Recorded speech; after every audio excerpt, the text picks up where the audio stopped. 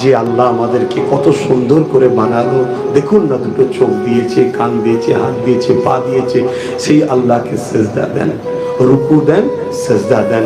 আমি বলবো প্রত্যেকেই, আপনি যদি খুব ব্যস্ত থাকেন কোনোদিন কারবারে, আপনি আপনার কারখানাতেই নামাজ আদায় করে নিন।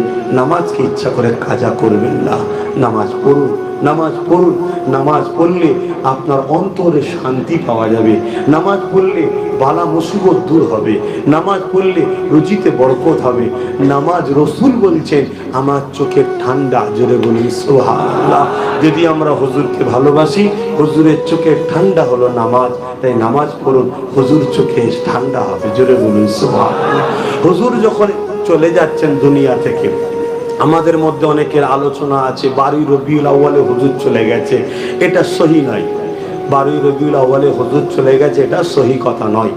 কেন হুজুর গেছেন 12 রবিউল আউয়ালে, এ নিয়ে যেসব রয়াত আছে যেগুলো সব বেশিরভাগ মজবুত বিহীন, কথা বুঝে আসছে। হুজুর সাল্লাল্লাহু আলাইহি সাল্লাম তিনি বলতে লেগেছেন যখন চলে যাচ্ছেন, হুজুর সাল্লাল্লাহু আলাইহি সাল্লামের জবানে দুটো কথা ছিল, একটা হলো উম্মাত উম্মাত উম্মাত, দুসরা কথা ছিল সালাত সালাত সালাত, নামাজ নামাজ নামাজ, জোরে বলুন সুবহানাল্লাহ।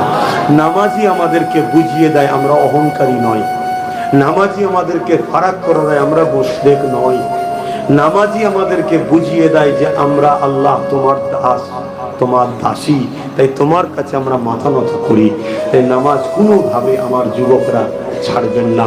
যদি ব্যস্ত থাকেন, জামাতে যদি আসতে নাও পারেন, একা আদায় করে নেবেন। জামাতে পড়লে 27 গুণ সওয়াব বেশি, কিন্তু একা যে হবে না তা নয়, একা হবে। উম্মতে মুহাম্মাদির জন্য পুরো জমিনটাকে আল্লাহ মসজিদ করে দিয়েছে, জোরে বলুন সুবহানাল্লাহ। আপনি এমন একটা কাজে আছেন, খুব ব্যস্ত, আপনার অনেক বড় অর্ডার, দেখছেন আমি যেতে গেলে দেরি হবে, তা বলে আপনি নামাজ ওখানেই পড়েলেন, পড়লে কিন্তু কাজা করবেন না, সঙ্গে সঙ্গে আদায় করুন। এ বিষয়ে একটা ছোট্ট কথা বলে যাই, একটুখানি আমি এটা লিখছি, এটা ছোট্ট একটা কথা। সেটা হলো হযরতে মূসা আলাইহিস সালাম তুর পাহাড়ে গেছেন। তুর পাহাড়ে গিয়ে আল্লাহ পাকের সঙ্গে কথা বলছেন, কথা বলতে বলতে আল্লাহকে বলছেন, আল্লাহ আমি মূসা, সবাই শুনছেন তো নাকি? একটুখানি খুব জোর 5 মিনিট ওরে বাবা, অনেক বেজে গেছে। মূসা আলাইহিস সালামকে বলছেন, আল্লাহকে বলছেন, আল্লাহ আমি তো আপনার সঙ্গে কথা বলেছি, আর কি কেউ আপনার সঙ্গে কথা বলবে? শুনছেন? মূসা আলাইহিস সালাম বললেন, যখন এ কথা বললেন, আল্লাহ তখন বলছে, মূসা তুমি আমার সঙ্গে কথা বলছো কোথায়? বলছে, আল্লাহ তুর পাহাড়ে এসে। তুমি আমার সঙ্গে কথা বলছো, তোমার আমার বিচখানে ডিফারেন্স, দূরত্ব কত আছে? মূসা সাল্লাম বলছেন, কতটা হবে আল্লাহ আপনি ভালো জানেন, তবে হয় আমি পাহাড়ের নিচে, আপনি উপরে। আল্লাহ বললেন, না, তোমার আমার বিচখানে 70,000 নূরের পর্দা আছে।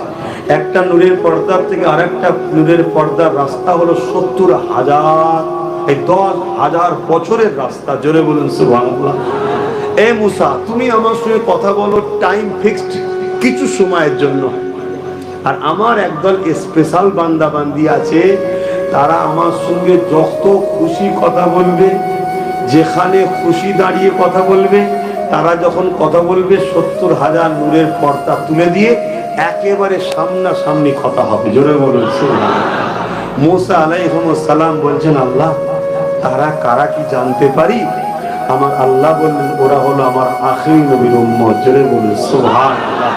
তারা যখন নামাজে দাঁড়াবে, খুব ভালো করে শুনবেন, নামাজে যখন দাঁড়াবে, নামাজের যে কিয়াম আছে তাহারিমা বেদে, তখন কেরাত শুরু করবে।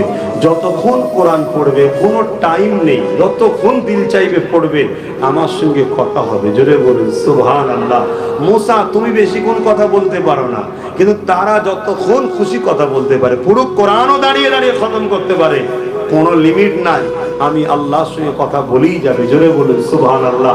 দ্বিতীয় নম্বর, তারা যখন আমার নামাজে দাঁড়াবে, সমস্ত নূরের পর্দা তুলে দিয়ে একেবারে আমি আল্লাহ কুদরতি ভাবে তাদের কাছে হাজির হয়ে যাই, জোরে বলুন সুবহানাল্লাহ।